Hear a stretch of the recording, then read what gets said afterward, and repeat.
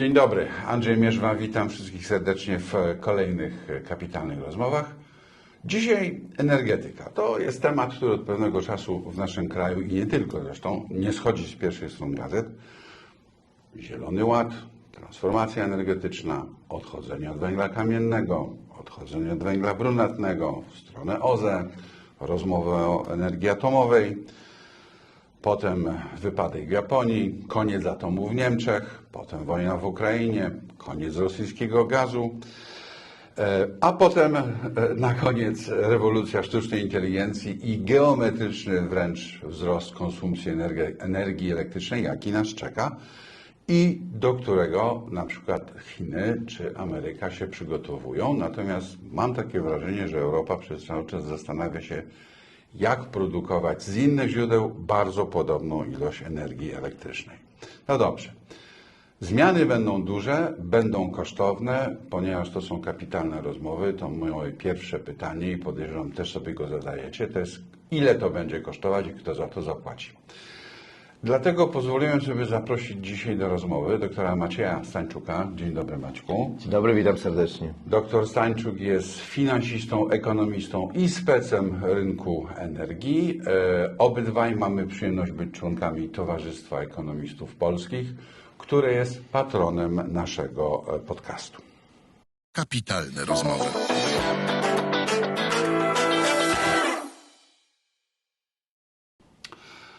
Maćku, dziękuję, że znalazłeś dla nas czas. Pierwsze pytanie. 22 października prowadziłeś webinar Towarzystwa Ekonomistów Polskich poświęcony energetyce właśnie. Miałeś szacownych gości, bo miałeś i prezesa Polskich Elektrowni Jądrowych, i było PSE, i było PGE, i był Forum Energii Niezależna Pani Ekspert.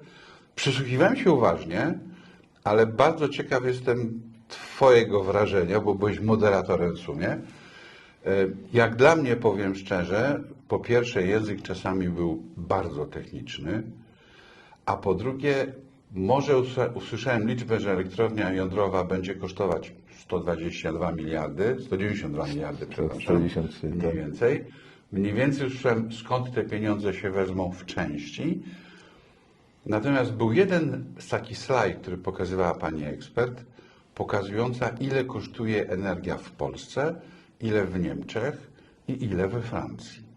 Więc jako przedsiębiorca powiem Ci, co się ma stać tutaj, żeby polski przedsiębiorca, który buduje biznes w oparciu o energię, żeby miał rachunki już nawet nieporównywalne do Francuzów, ale nawet do tych Niemców, którzy ponoć mają kryzys. Jak oceniasz to seminarium PS? Tak, to prawda to co mówisz.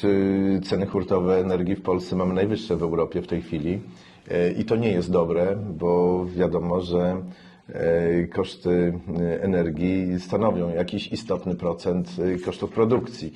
Jeśli mówimy o polskim przemyśle, a jesteśmy krajem przemysłowym, jakby nie było, tam udział przemysłu w PKB Polski jest rzędu 23-24%, czyli to są wielkości porównywalne z Niemcami, z Czechami, czyli krajami tradycyjnie przemysłowymi, czyli z tego punktu widzenia ta kwestia kosztów energii wpływa bezpośrednio na konkurencyjność naszych producentów, stąd też takie zainteresowanie też wszystkich organizacji pracodawców. Ja miałem okazję w ciągu ostatniego tygodnia brać udział w dwóch takich debatach. Jedna przedwczoraj, o której wspomniałeś, którą miałem okazję moderować, i druga tydzień wcześniej organizacje pracodawców spotkały się w ramach Rady Dialogu Społecznego w Pałacu Prezydenckim. To były skrajnie różne debaty. Organizacje pracodawców, nie wszystkie, bo są takie, które reprezentują z mojego punktu widzenia bardzo dziwne stanowisko. Są takie, które skupiają się na takim słabo rozumianym, czy nie do końca adekwatnie rozumianym suwerenności polskiej. Oczywiście temat suwerenności bardzo się obecnemu prezydentowi spodobał. No i widzą suwerenność definiują tak, że to jest dostęp do własnych surowców energetycznych, ponieważ nie mamy ropy i gazu, to tym surowcem energetycznym uznano, że jest węgiel. No ale jak się rozmawia z przedsiębiorcami, no to nie jest istotne, prawda, co dysponujemy, bo dysponujemy, przypominam, też i słońcem i powietrzem, które mamy w nadmiarze, bo jest tego za darmo, tak? Także to na tym tak nie powinniśmy definiować suwerenności energetycznej, suwerenność kraju. Bardziej bym rozumiał w dzisiejszych kategoriach jako zdrową gospodarkę, konkurencyjną gospodarkę, a tego jako żywo węgiel nam nie jest w stanie zagwarantować, bo ten węgiel wydobywamy, co prawda. Pan prezydent powiedział, że tego węgla starczy nam na 200 lat i tak to jest postęp w stosunku do poprzednika, który mówił o 500 latach, także to jest to znaczny krok do przodu. Natomiast co z tego, kiedy w porównaniu z Chinami ten węgiel jest kilka razy droższy, także ten węgiel jest niekonkurencyjny. Także nie możemy budować bezpieczeństwa energetycznego i mieć konkurencyjnej gospodarki, bazując go na własnym, suwerennym surowcu, który jest kilka razy droższy, prawda, od konkurencji. Ale wpadnę Ci słowo, bo to nie tyle węgiel jest niekonkurencyjny. Węgiel jest tak drogi, że produkuje tak drogą energię, że polski przemysł staje się niekonkurencyjny. Tu jest cały problem. Bo to, że gospodarstwa domowe płacą za najdroższy prąd w tej części świata, no to nie powiem, że można wyemigrować, ale to jest jedyne rozwiązanie, żeby płacić niższe rachunki za prąd. Ale kręcą nas polskie firmy i to te polskie firmy płacą drożej za prąd niż firmy francuskie, niemieckie i cokolwiek będziemy robili, żeby rosła konkurencyjność polskich firm, to dopóki wykorzystanie energii czy energia w strukturze kosztów jest 15, 20, 25%, to nie ma. No dokładnie. Przecież wiemy, na jakich marżach pracujemy, wiemy, że tu różnica w konkurencyjności 1 punkt procentowy, 2 punkty procentowe czasami jest decydująca, czy uda nam się wejść na dany rynek i pokonać ostrą konkurencję z całego świata. Dlatego no, po prostu nie stać nas na to, żeby taką sytuację tolerować. No i tutaj ta debata w Towarzystwie Ekonomistów Polskich miała na celu właśnie zrozumienie, czy po prostu decydenci w Polsce są świadomi tych wyzwań i moje wrażenie jest takie i odpowiedź jest twierdząca. Tak, mamy akurat takie szczęście, że osoby odpowiedzialne za sektor energetyczny w Polsce, które nie tyle są ekspertami, bo uważam, że ta dyskusja miała charakter ekspercki i pokazała, że leci z nami pilot, że zarówno prezes Polskich Sieci Elektroenergetycznych, która jest taką instytucją odpowiedzialną za bezpieczeństwo energetyczne, za to, żeby nie zabrakło nam prądu, ale też jest gigantyczna świadomość tego, że ten prąd powinien być w cenach przystępnych i kwestie konkurencyjności polskich przedsiębiorców, polskiej gospodarki no, są w fokusie zainteresowania. Nie zawsze tak było w przeszłości. Podobnie też prezes polskich elektrowni jądrowych, czyli firmy, która rzeczywiście buduje największą inwestycję w dziejach naszego kraju. No, drożej niż CPK. Tak, to jest projekt większy niż CPK, a nie zapominajmy, że są dyskusje w tej chwili dosyć ożywione na temat lokalizacji drugiej elektrowni jądrowej i też wyboru technologii do drugiej elektrowni jądrowej. I ja odniosłem wrażenie, że nowy prezes PJ-ki Polskiej Elektrowni Jądrowej. Polskiej Elektrowni Jądrowej który od kilku miesięcy jest za ten projekt odpowiedzialny, jest osobą jak najbardziej na tym miejscu adekwatną, gdyż ma i doświadczenie regulacyjne, i doświadczenie menedżerskie, i też realizował duże projekty inwestycyjne, czyli wszystko... Wpadnę Ci słowo, żebyśmy trochę dla naszych widzów, słuchaczy to uporządkowali. Czyli tak, zostawmy węgiel, bo to jest temat w ogóle osobny. Powiedzmy tylko krótko, bo może nie wszyscy z Was o tym wiedzą, ale jeśli dobrze słuchałem seminarium, mówiła to Pani ekspert, na subsydia węgla kamiennego wydaliśmy już, czy wkrótce wydamy, około 120 miliardów złotych, czyli jak tak dalej pójdzie, to będziemy mieli zbudowaną drugą elektrownię jądrową na Śląsku, albo co gorsza, ta pierwsza nie będzie kosztowała 193, tylko 386 miliardów złotych. To już są katastroficzne ceny i tego w żaden sposób nie uda się przełożyć na konkurencyjną cenę prądu z tejże elektrowni. Jakikolwiek subsydia by sobie rząd, o czym zresztą prezes PJ-u mówił, co się będzie działo, kiedy będzie skakało zapotrzebowanie, a elektrownia jądrowa pracuje w ruchu ciągłym i daje tyle samo prądu przez cały czas. Nie jest to elektrownia wodna czy parowa, gdzie ewentualnie można coś tam wyłączyć czy zmniejszyć produkcję mocy. Także węgiel odłóżmy, potem węgiel wiadomo, tak jak powiedziałeś, jest w Australii, Niemcy węgiel brunatny dalej wydobywają. Wszyscy na nas krzyczą, na nasz Bełchatów. I jakoś te dwie olbrzymie kopalnie otrywkowe w byłym NLD, na którym się leci, jak się leci z Warszawy do Luksemburga czy do Paryża, bardzo dokładnie je widać. Nie ma tego tematu.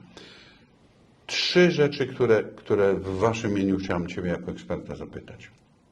Po pierwsze atom, po drugie kwestie prosumentów i po trzecie, czy my tylko zastępujemy, czy też prognozujemy znaczący wzrost, żeby zapewnić prąd dla gospodarki 4.0 czy 5.0, bo to szybko idzie. Atom.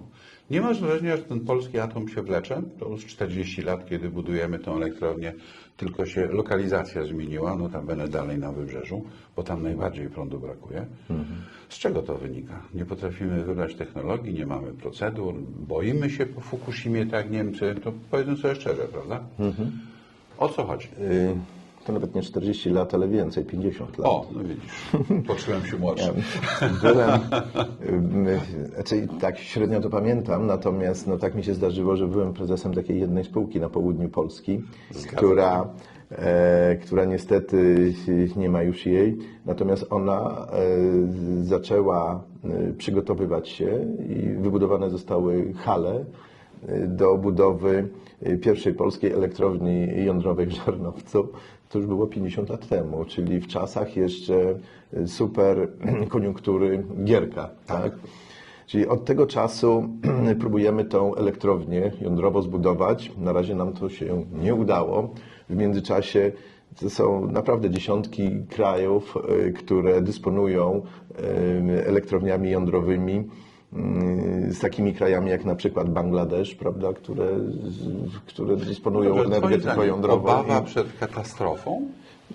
Tak, w Niemczech Fukushima spowodowała zatrzymanie niemieckiego programu jądrowego i cała strategia zastąpienia gazem. Francuzi w Fukushimie się nie przestraszyli i teraz we wszystkich francuskich elektrowniach wymieniają reaktory. Dokładnie. Nie będą musieli przebudowywać systemu dystrybucji energii. Utrzymają miejsca pracy tam, gdzie są elektrownie, bo elektrownia atomowa to jest kilka tysięcy miejsc pracy i podatki lokalne. I co najważniejsze, mają przeszkoloną ludność na wypadek, gdyby odpukać. Ludzie dokładnie wiedzą, co się dzieje, kiedy jakiś sygnał alarmowy się w elektrowni odbywa. W Warszawie, w promieniu około 400 km od Warszawy dzisiaj jest prawie 30 central jądrowych. Czyli mówiąc brzydko, nie daj Boże, jak coś się stanie, i tak będziemy mieli chmurę. Jak się nic nie stanie, to mamy najdroższy prąd. Czy ktoś tak rozumuje, panie ekspercie?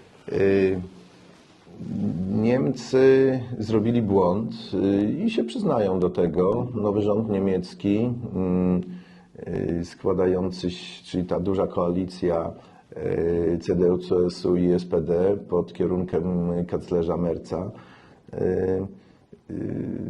Friedrich Merz w kampanii przed wyborami do Bundestagu wprost mówił, że to był błąd. Uzależnienie się i postawienie na tanie surowce energetyczne z Rosji. Szkoda, że na taką refleksję nie stać pani Merkel, Tak, która twardo się broni. która nadal twardo się broni, co o Schröderze nie będziemy wspominać, bo to jest po prostu agent wpływów rosyjskich i wszyscy o tym Schröderowi wiedzą. przynajmniej płacą.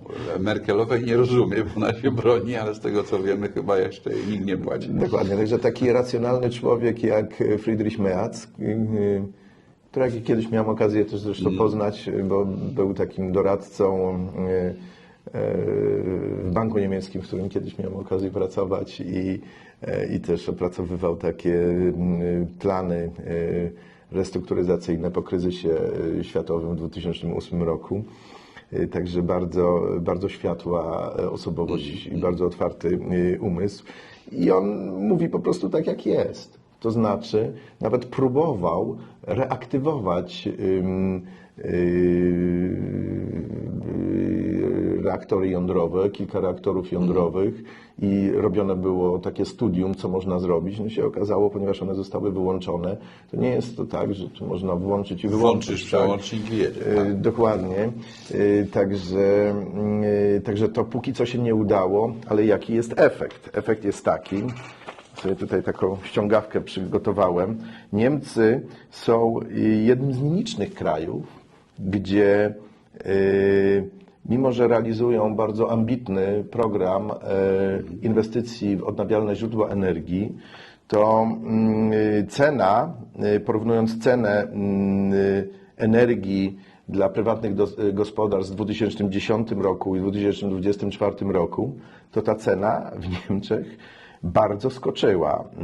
W 2010 roku za 1 kW energii kosztował 11 eurocentów. Dzisiaj kosztuje 38, 40 nawet euro. W 2011. Czyli W ciągu ostatnich 14 lat, nawet zakładając inflację, którą Niemcy mieli na poziomie 40%, czyli też relatywnie dużo, to jest to znaczny wzrost. Natomiast inne kraje, które zachowywały się dużo bardziej racjonalnie, mają zupełnie inne relacje. Cena u nich spada, tak? I jako żywo te, które postawiły na OZE, czy te, tak jak Francja, mają atom w podstawie stabilnej, no to cena spadła. I ta cena spadła bardzo istotnie, o jakieś 30%, nawet uwzględniając inflację, no to będzie jeszcze znacznie więcej. Tak? Holendrzy górnictwo węgla kamiennego zamknęli. Francuzi zamknęli ostatnią kopalnię bodaj w 2007 roku. Niemcy poza brunatnym kamienny chyba też już zamknęli.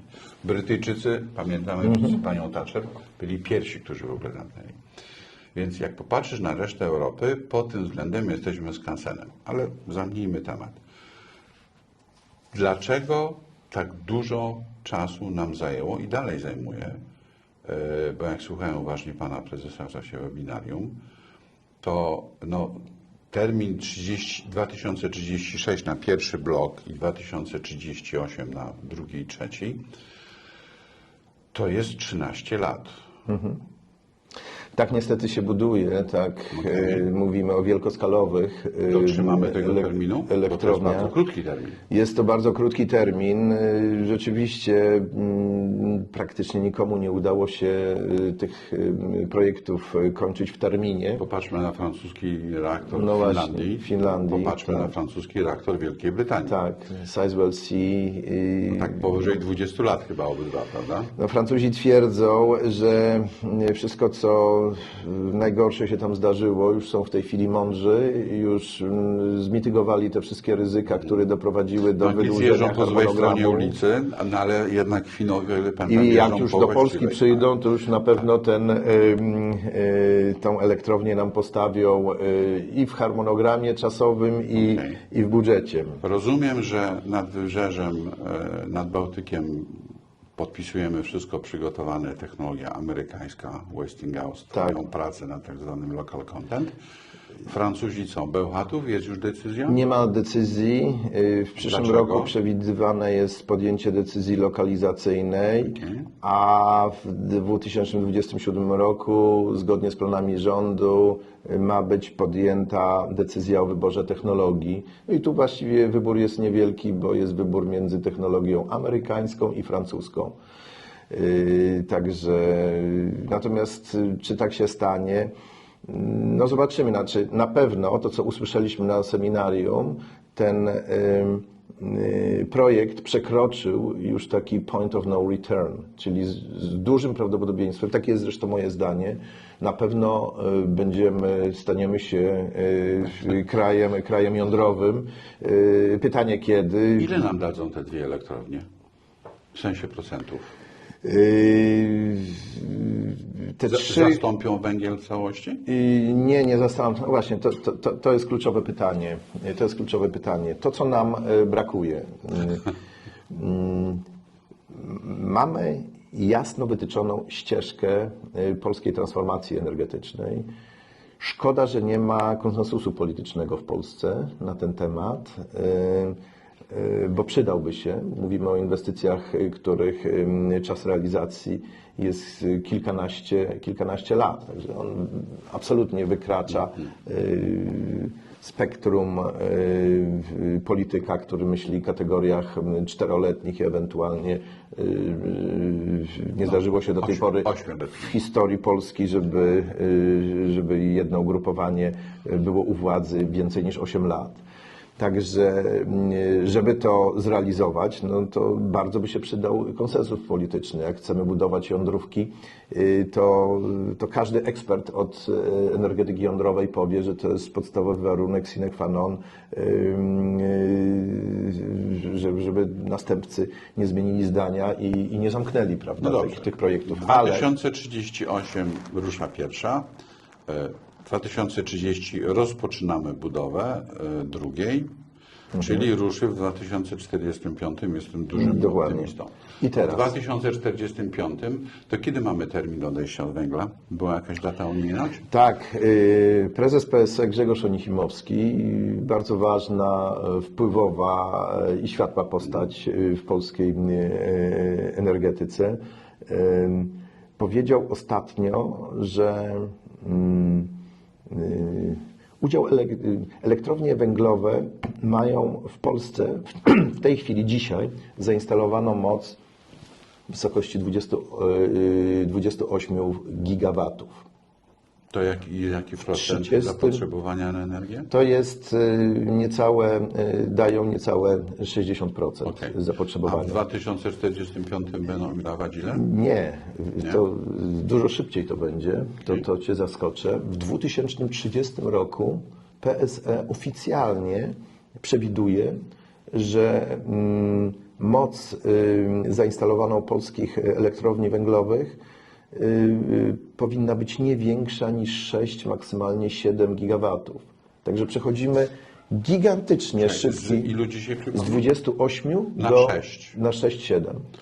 Czyli na jedną czwartą, czyli z 60% zejdziemy na 15-20%. Dlaczego tak się dzieje? A atomu jeszcze nie będziemy Atomu mieli. nie będzie. Proszę, No właśnie. Wszyscy będziemy pedałować na dynamo przez te 15 Nie będziemy, bo tu mamy bardzo precyzyjny Będą plan. blackouty.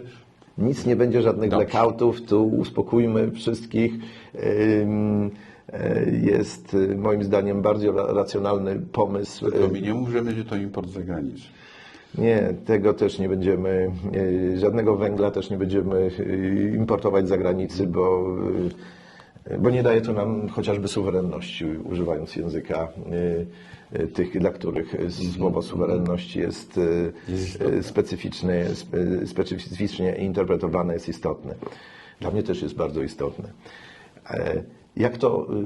Co rząd zamierza to zrobić i biznes, tak? No bo to przecież decyzje inwestycyjne podejmowane są nie przez krasnoludków i przez urzędnika rządowego, tylko przez biznes. Otóż w Polsce mamy taki pomysł, że ten okres, zanim pojawi się i popłynie prąd z reaktorów jądrowych, w tym okresie przejściowym zostanie zastąpiony przez gaz. Jest bardzo dużo projektów, które są w tej chwili realizowane w Polsce. Bloki parowo-gazowe. A skąd ten gaz weźmiemy? No, gaz. Uniezależniliśmy się od Rosji, z Federacji Rosyjskiej. Nie sprowadzamy Świnoujście. nic. Czyli mamy port Świnoujście, budowany jest nowy terminal. Dziękuję, że potwierdziłeś moją tezę, czyli import. No, ale Jak nie węgiel, to gaz. Ale to nie znaczy... Jak nie do Gdyni, to do No Świnoujścia. dobrze, ale to jest właśnie bardzo ciekawe pytanie. Tu niektórzy mówią, że tu uzależnimy się znowu od tego gazu. Ale to tak, przede wszystkim te projekty mają charakter pomostowy do tego docelowego modelu. Szybkie pytanie. Ile się amortyzuje elektrownia taka na gaz? No jest to bardzo dobre pytanie. Pytanie jest... Pamiętaj, to są kapitalne rozmowy, więc Pytanie jest zawsze o pieniądze. I bardzo, bardzo słusznie, bo tu w energetyce też decyzje inwestycyjne są podejmowane tylko i wyłącznie w oparciu o rachunek ekonomiczny i o Excela.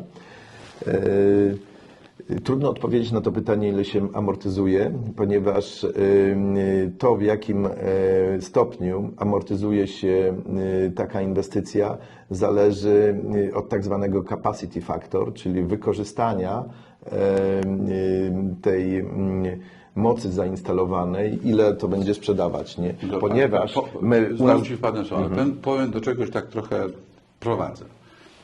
Elektrownie pracujące na węglu mają swoje lata, są remontowane i tak dalej, ale o amortyzację... ostatnio jakby mniej są remontowane. Dokładnie. Także... O amortyzację tu się w ogóle możemy nie martwić.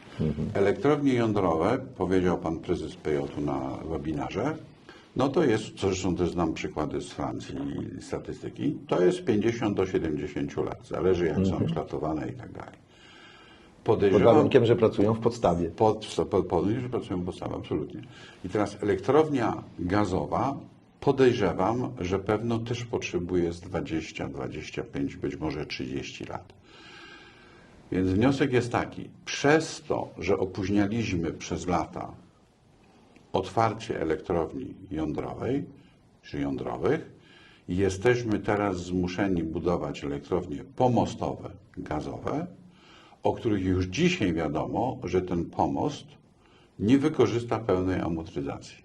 Czyli prąd z tych elektrowni gazowych niestety będzie droższy, nie przez to, że gaz jest droższy, tylko przez to, że zbudowanie elektrowni będzie droższe.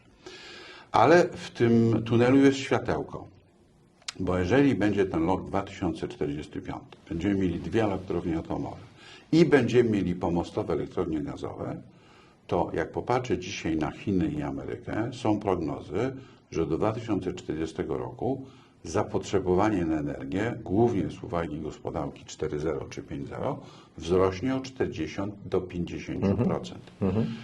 Więc ja jestem zdziwiony, że nasz rząd, czy właśnie wszyscy ludzie odpowiedzialni za energetykę, nie uspokajają społeczeństwa właśnie w ten sposób, że ten wysiłek inwestycyjny w pomostowe elektrownie na gazie przyda się, bo wzrośnie nam zapotrzebowanie na energię. I ten gaz jednak dalej będzie działał.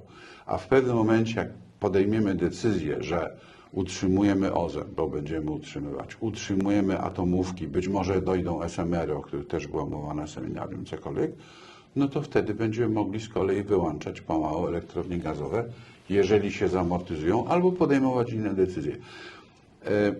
Wiesz co, przeczytałem strategię dla Polski Ministerstwa Funduszy Rozwoju, gdzie wiele jest ciekawych analiz o tym, co się dzieje źle, czy gdzie są kłopoty. Natomiast w żadnym dokumencie rządowym, w żadnej jak gdyby konferencji nie słyszę takiego prostego planu, właśnie tego Excela, który czy ty, czy ja, gdybyśmy szli jako biznesmeni po pieniądze, czy do banku, czy do funduszu, czy na giełdę, musielibyśmy takie rozumowanie przedstawić.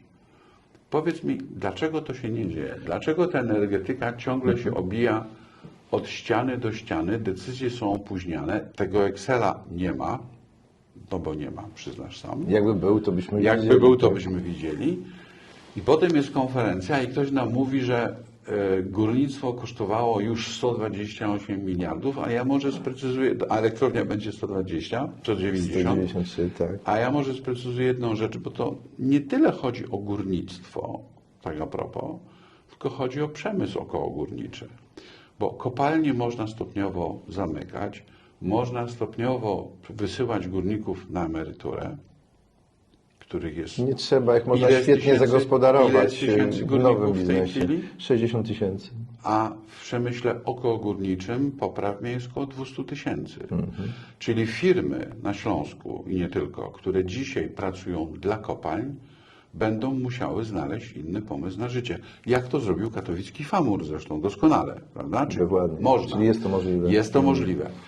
Holandrzy ze swoją firmą DSM, która jest potentatem plastyku i przetwórstwa rafineryjnego, mało kto wie, że DSM znaczy Dutch State Mines. Holenderskie kopalnie państwowe. Mieli dokładnie ten sam problem w latach 60. i przestawili pracowników kopalń, które zamykali, też były bardzo głębokie jak nasze na Śląsku, na przemysł chemiczny i rafineryjny. Można, tylko że to się wszystko po pierwsze przygotowuje, po drugie liczy, po trzecie przekonuje się tych słynnych interesariuszy, a po czwarte i najgorsze to się robi. Macie, kiedy dojdziemy do tego czwartego punktu w Polsce? Tak, no strasznie dużo wątków poruszyłeś, No, ale chciałbym ten czwarty. jedną rzecz wyjaśnić. Tak, nie ma takiego planu. Pytanie, dlaczego tak się nie dzieje? No, ten rząd, ta koalicja, jak się okazało, jest koalicją bardzo trudną. Mieliśmy latem rekonstrukcję, prawda, tego rządu. Dlaczego o tym mówię? Dlatego, że kwestie energetyczne, również kwestie takiego KPI-ku, czyli Krajowy Program Energii i Klimatu, który już dawno powinniśmy przedstawić w Komisji Europejskiej, no został, odpowiedzialność za ten program leżała w Ministerstwie Klimatu. No i po ostatniej rekonstrukcji środowisko energetyczne, biznes bardzo krytykowali, że w sprawie energetyki nie było jednego resortu, który miałby pełne kompetencje decyzyjne. W tej chwili zostało to w dużym mierze scedowane na Ministerstwo Energii. I mieliśmy też w debacie wiceministra energii, który też kilka ciekawych uwag powiedział. Natomiast to, na co chcę zwrócić uwagę, ten krajowy program jest w tej chwili zmieniany, bo ta pierwsza wersja, która nie została zatwierdzona przez rząd i nie została przesłana do Brukseli, zresztą za to karę ponieśliśmy już, bo Bruksela nas ukarała, bo nie dotrzymaliśmy terminów, no na przykład nie zawierała niczego o SMR-ach, tak jakby SMR-ów nie było. A te SMR-y są bardzo ciekawym projektem, gdzie my znaczy może jedno zdanie dygresji o tych SMR-ach, bo wydaje mi się, że za mało na ten temat opinia publiczna wie.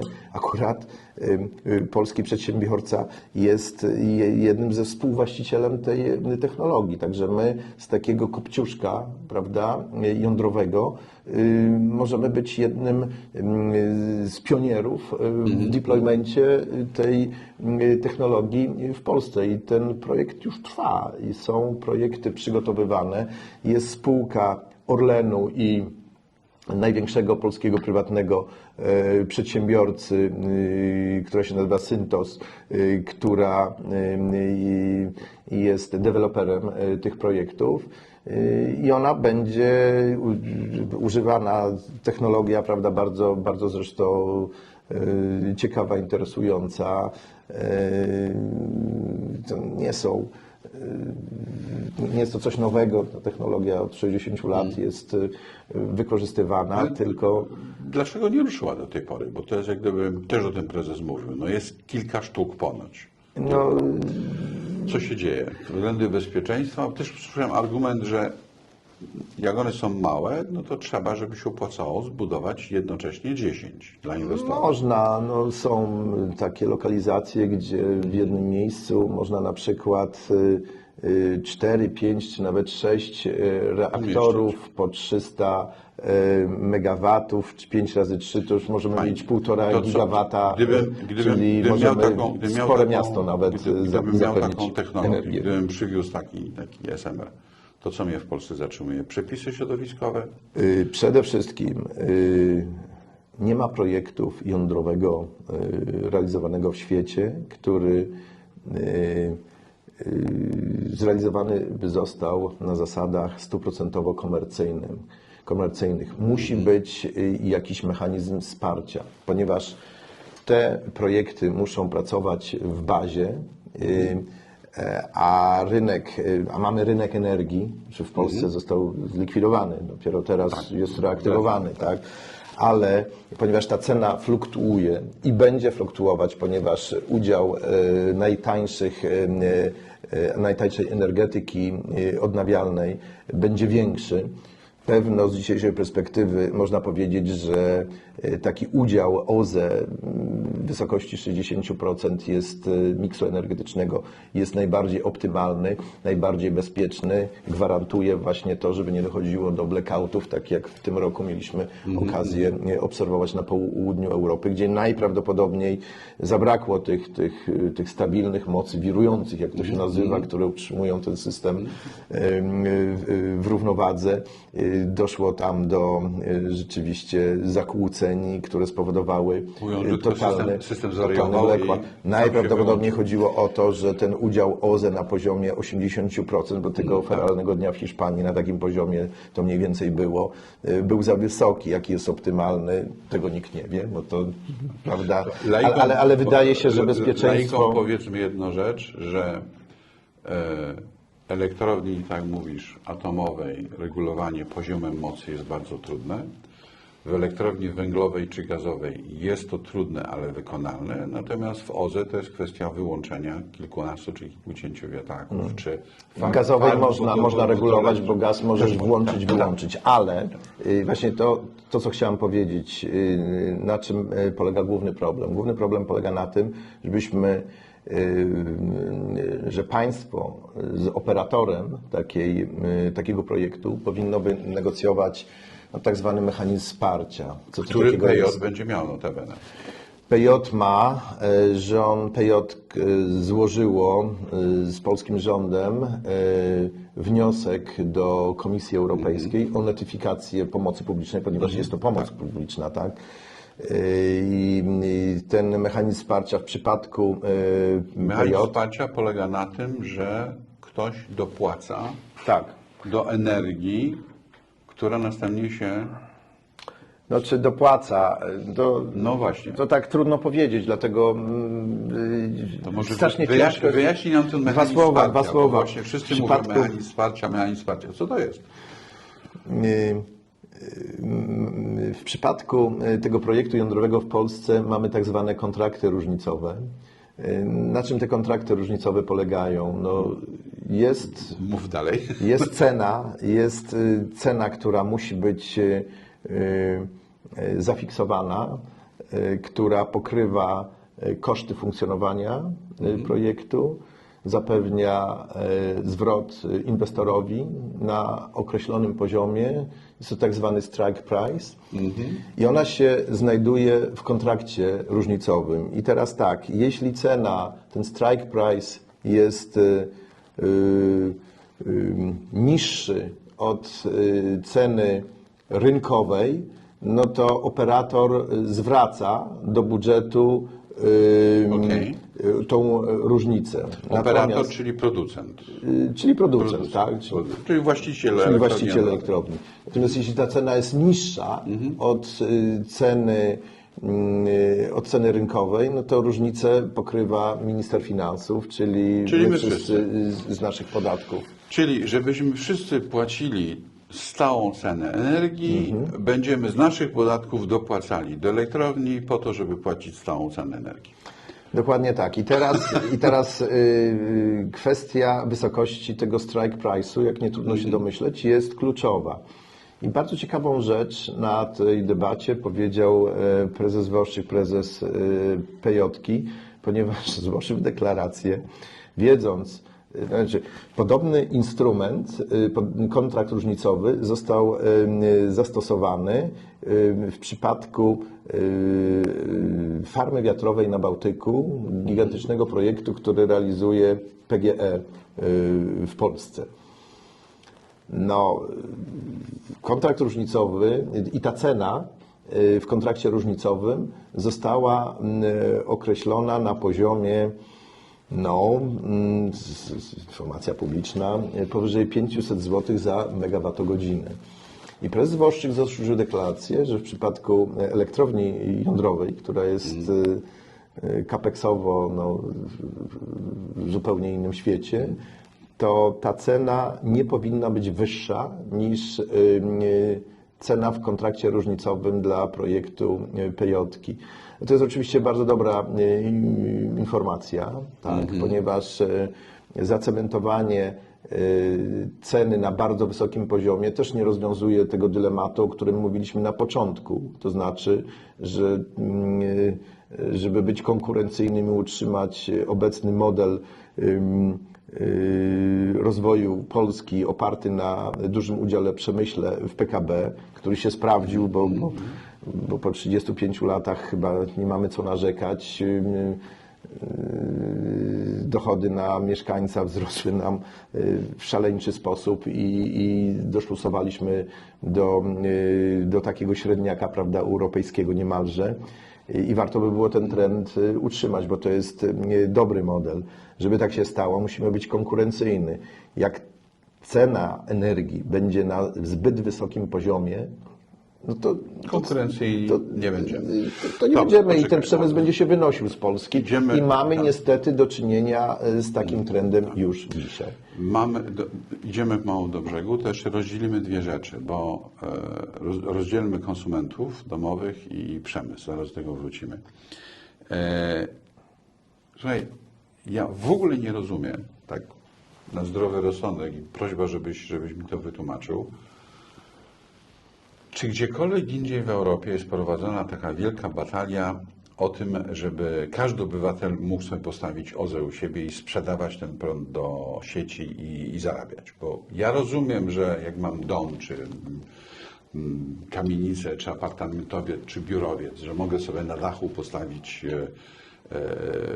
ogniwa fotowoltaiczne, jak mam jeszcze działkę, mogę sobie wiatraki postawić i dzięki temu będę miał tańszy prąd lub będę miał mój własny prąd. Ale ustawianie systemu energetycznego i zmuszanie PSE, który ma spore koszty inwestycyjne, po to, że gdziekolwiek ktoś chce zarobić, to ten prąd od niego trzeba odebrać. Czy gdzieś tak się dzieje? W Europie, nie mówię o świecie. Skąd ten pomysł tych prosumentów? Mówię, zamiast promować oszczędność, czyli produkuj prąd na własne potrzeby, to jeszcze wchodzą magazyny energii i wiele innych rzeczy. Chcemy znowu zrobić z każdego Polaka przedsiębiorcę, tylko jest pytanie, kto za to zapłaci. Tak. Tak, to kolejne bardzo dobre pytanie. No, dzieje się, nie tylko my wymyślamy Okej. takie rzeczy. Hiszpanie też stosują, prawda, taki system, a to jest kraj akurat, gdzie słońce trochę bardziej Tak. i częściej świeci. No ale właśnie mamy konsekwencje Hiszpanii. Pochodne. Ale mamy konsekwencje. No właśnie, bo tego za dużo jest. No i pewno Wszyscy rząd wszyscy hiszpański, chcieli zarobić. który też ma problemy z finansami publicznymi, no powinien się wycofać z tego systemu, który odbiera. Natomiast to, co jest istotne, ci prosumenci są bardzo istotni. Powinniśmy na to naprawdę, chciałem powiedzieć, wspierać, prawda, ale to rynek powinien decydować o tym, czy komuś się to opłaca, czy nie. To są relatywnie proste kalkulacje, które każdy może sobie zrobić.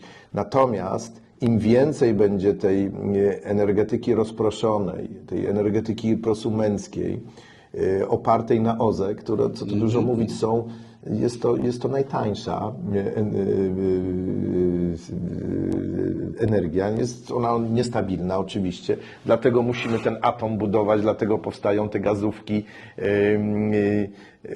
a od węgla, jak powiedzieliśmy na początku, no musimy odchodzić, bo nam się po prostu on nie opłaca. To nie wynika z ideologicznych uprzedzeń, prawda, tylko wynika ze zwykłego Excela. Tak? Pełna zgoda, tylko z tymi prosumentami, zaraz wrócimy do przemysłu, z tymi prosumentami absolutnie popierajmy, ale znowu jestem laikiem, ale wydaje mi się... Pozwól mi dokończyć jedną myśl, bo to jest coś, co nam umyka.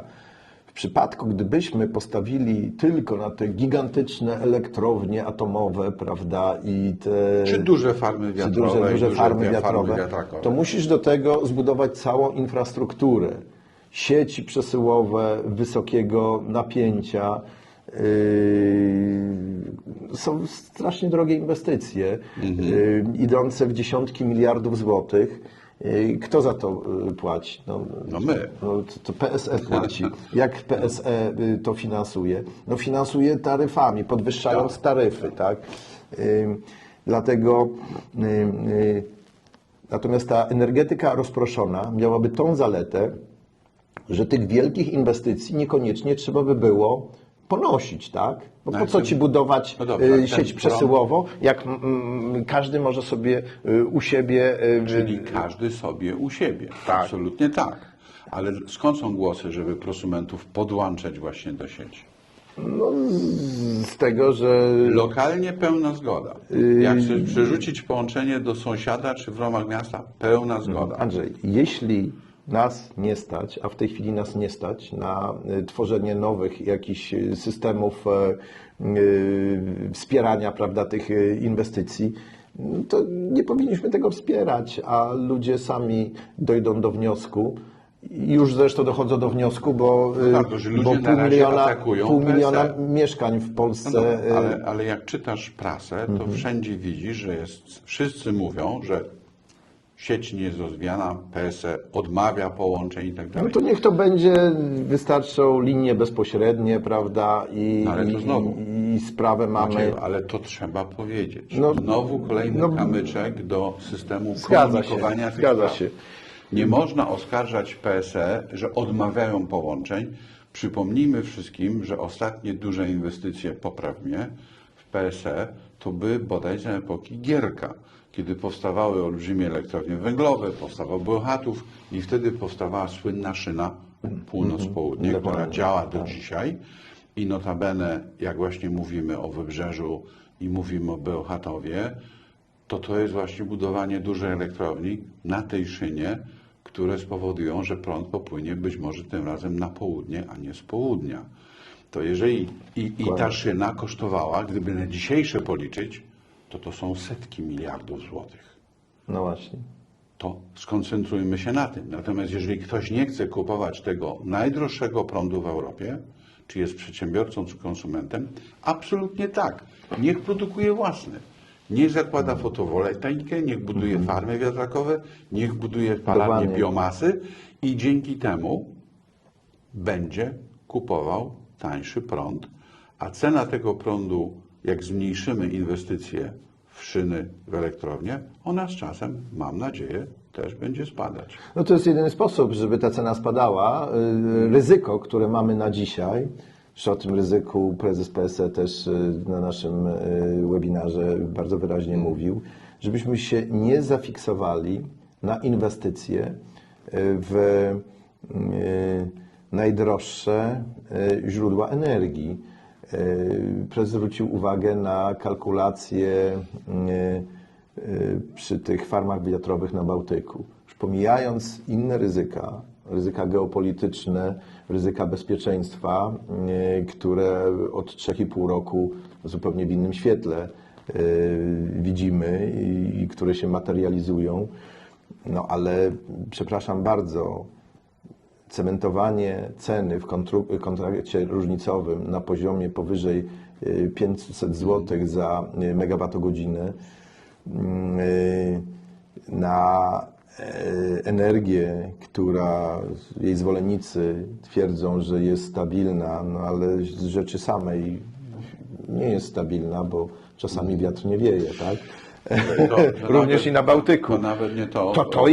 To jest niebezpieczeństwo, że możemy zafundować sobie najdroższy, będziemy nowocześni oczywiście, ale to będzie system, który bynajmniej nie zapewni nam rozsądnej ceny. Nie? Dlatego zapraszam to, co jest osoby ważne, to jest odpowiedzialne, ten bilans, prawda, żeby... Zapraszam osoby odpowiedzialne za budowanie farm wiatrowych czy na morzu, czy na lądzie, do śledzenia tego, co dzieje się we Francji. No właśnie. Dwa argumenty I w praktyczne. Wielkiej Brytanii, że projekty właściwie Po pierwsze, są kancelowane. projekty są zamykane, bo okazuje się, że wieże wiatraków powodują drgania, które się przenoszą na dno morskie i ekolodzy zaczynają alarmować, że te drgania mają zły wpływ na życie w morzach i oceanach, w których dodatkowo do plastyku, jaki tam rzuciliśmy, teraz będziemy mieli nowy element zagrożenia. Natomiast chyba 2 miesiące temu we Francji był dosyć głośny przypadek, kiedy wyłączono całą farmę wiatrową, bo się okazało, że zainstalowane czujniki lotu ptaków, bo wiatraki mamy takie czujniki, że kiedy tak ptaki migrują, to lecą prosto w wiatrak, a jak wiemy obydwaj, to śmigło na końcu to ma prędkość tak ponad 250 km na godzinę, więc jeżeli ktoś to trafi, to jak TGV po prostu siecze. No i okazało się, że te czujniki przy szybszych ptakach nie działają. Dlaczego wyłączono całą farmę i nakazano operatorowi wymyślenie takich czujników i zainstalowanie, które wykrywają lecące ptaki dalej I automatycznie wyłączają instalację. To są rzeczy praktycznej eksploatacji. Nie wiem, czy my takie rzeczy obserwujemy, czy za 2-3 miesiące będziemy o tym, czy 2-3 lata czytali w polskiej prasie, że ojej, problem, bo gdzieś na Mazurach nasze bociany stadem wleciały. Jest to ryzyko i jest to martwiąca sprawa. No. Zresztą zwracam uwagę jeszcze na jedną rzecz. Tych projektów nie ma w Europie. Te projekty są likwidowane. 2 tygodnie temu mieliśmy do czynienia jeszcze z taką jedną ciekawą sprawą na rynku polskim. Otóż Vestas, czyli jeden z największych w Europie producentów turbin wiatrowych, miał pod Szczecinem wybudować bardzo dużą fabrykę. Wycofał się z tej inwestycji. Dlaczego? Ponieważ farmy wiatrowe na morzu budowane są w Europie w dzisiejszych czasach tylko w Polsce, a Polska jest zbyt za małym rynkiem. Takie było wyjaśnienie. Także to są ludzie, którzy potrafią kalkulować. Wszystko sprowadza się do kalkulacji biznesowej. Ten temat powinien być odpolityzowany. Wiesz, nawet nie, absolutnie tak, kalkulacja biznesowa, ale to co właśnie... nie stać cię nie stać cię na drogi samochód, to sobie tego drogiego samochodu nie kupujesz. Wyobraź sobie tytuł w dzienniku czy w gazecie: ekologiczne wiatraki zabijają ptaki. Przepraszam bardzo, to po co my robimy te ekologiczne rozwiązania, które one zabijają to? Ale zostawmy z boku. Ostatnia sprawa, kończymy.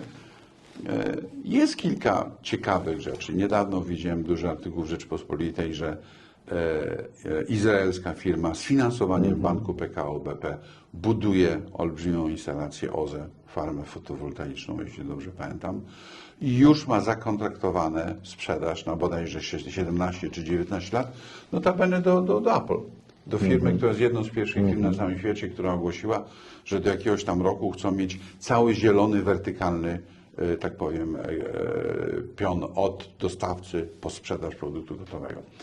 Czyli ludzie przychodzą. Co prawda można się zastanawiać, dlaczego zachodnia firma za pieniądze polskiego banku, czyli naszego wspólnego banku państwowej na giełdzie, buduje coś, z czego będzie korzystać kolejna zachodnia firma, ale to chyba jest temat na osobne, kapitalne rozmowy na ten temat, na czym naprawdę powinna polegać repolonizacja.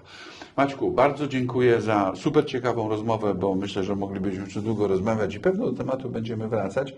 Jeszcze mogę ostatnie zdanie do tego ostatniego wątku, który poruszyłeś. To jest trend, który już w tej chwili widać, nie? Jeśli się spojrzymy na to, jak się zachowują te amerykańskie koncerny technologiczne, no to tworzą alianse strategiczne, ponieważ potrzebują bardzo dużo energii. Te centra obliczeniowe, bazy danych są coraz bardziej skomplikowane i konsumują potworne ilości energii i to stabilnej energii.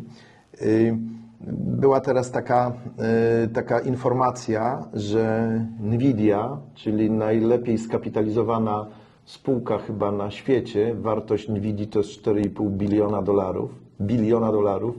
Polski PKB to jest $1 bilion, tak? Czyli jedna spółka ma kapitalizację 4,5 raza większą niż PKB Polski. Podpisała taką umowę z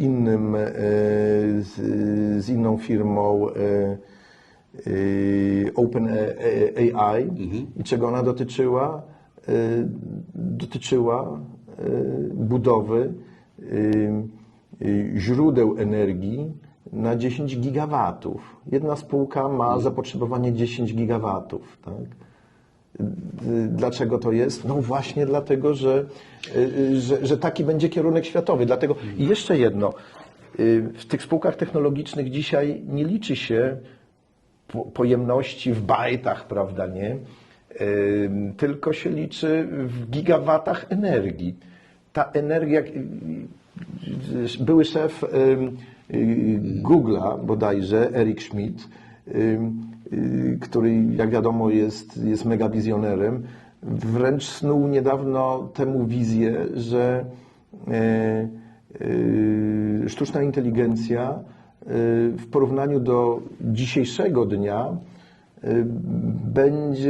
wykreuje popyt, który będzie stanowił 97% dzisiejszego zapotrzebowania na energię, tak?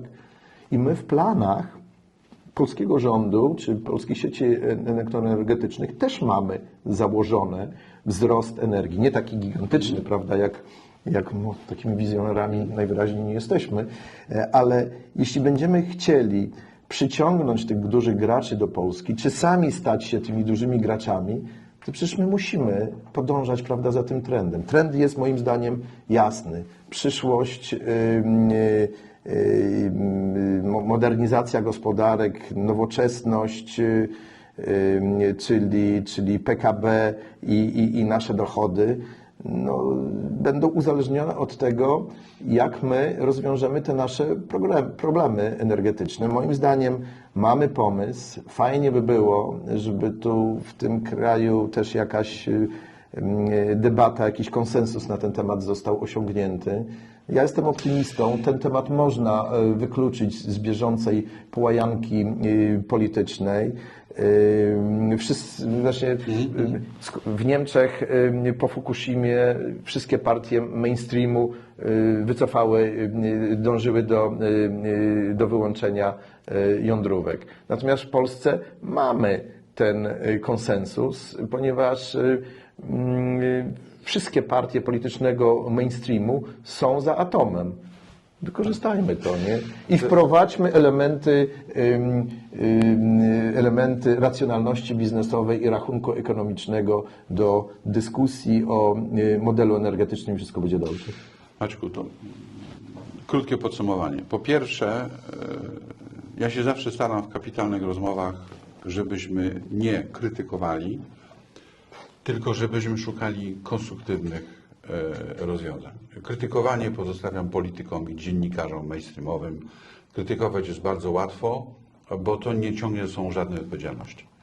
Proponować jest wielokrotnie gorzej, bo trzeba proponować rozwiązania, które są dziś sprawdzone i co najważniejsze, wymaga to odpowiedzialności i odwagi. Więc jeżeli jedną rzecz mógłbym powiedzieć w tym trudnym temacie energetyki, to bardzo by mi zależało na tym, żeby ktoś wreszcie zaczął brać odpowiedzialność za te wszystkie programy, projekty, deklaracje i żeby opracował spójną politykę informacyjną, żebyśmy wszyscy wiedzieli, o co chodzi, bo kiedy się siedzi na seminarium i się słucha długiego wywodu o produkcji energii i wykorzystaniu mocy, to z całym szacunkiem nie jestem studentem Politechniki, z fizyki nie zawsze Ja miałem też nie. piątkę, ty też nie, i jest to po prostu niezrozumiałe, męczące.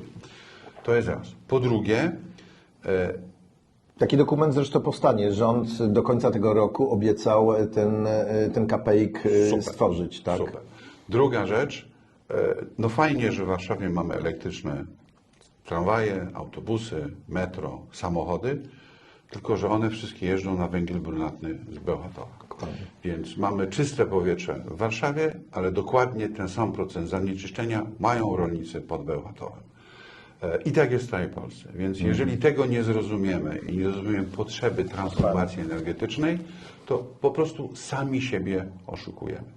I rzecz ostatnia, i tu chciałbym Cię zaprosić na osobną kapitalną rozmowę, bo widzę, że jak gdyby temat jest. Prognozy znamy.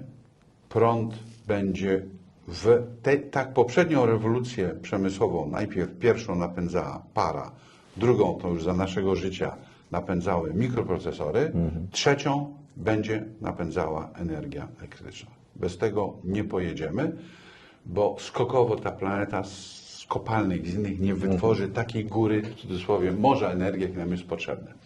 Więc może umówmy się za parę tygodni na drugą rozmowę i porozmawiamy o tym, jaki model energetyczny, popatrzymy na Chiny, popatrzymy na Europę, popatrzymy na Stany, jest bardziej wydajny w tym, żeby wytworzyć, dać podstawy do budowania zyskownej energetyki.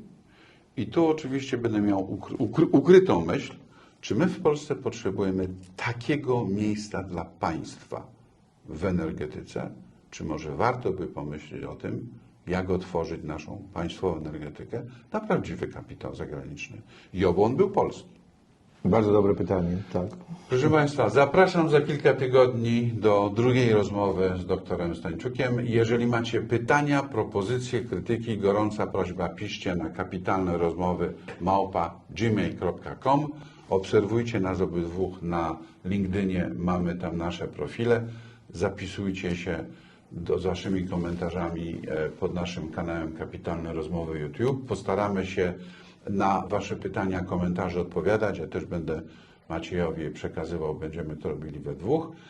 Dziękujemy z góry za subskrypcję. Zapraszamy za kilka tygodni na drugą część naszej rozmowy. I jeszcze raz przypomnę, że partnerem naszych rozmów jest Towarzystwo Ekonomistów Polskich. Macieju, bardzo dziękuję. To ja dziękuję. Dziękuję za uwagę. Do widzenia, do usłyszenia. Kapitalne rozmowy.